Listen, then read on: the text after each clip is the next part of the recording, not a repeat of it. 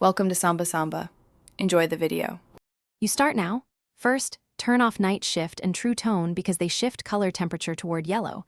This often resolves warm tint issues immediately. Once done, go to Accessibility right arrow display and text size right arrow color filters and disable any filters. That fixes software-applied yellowing. Make sure to restart the phone so changes load. While restarting, verify iOS is up to date and back up to iCloud or your computer, so you can safely try deeper fixes.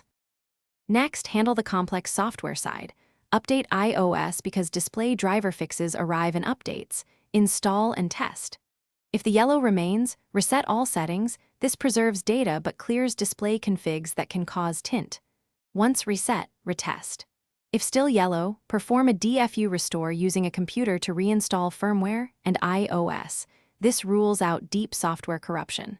Only restore your backup after the screen looks normal, so you don't reintroduce the problem. Finish by verifying hardware.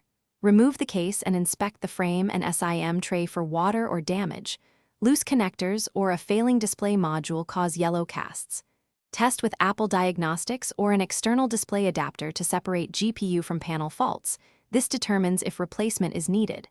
If hardware failure is confirmed, contact Apple or an authorized repair center, bring your backup, and show your test steps. Troubleshooting tip. If unsure, photograph the yellow tint under.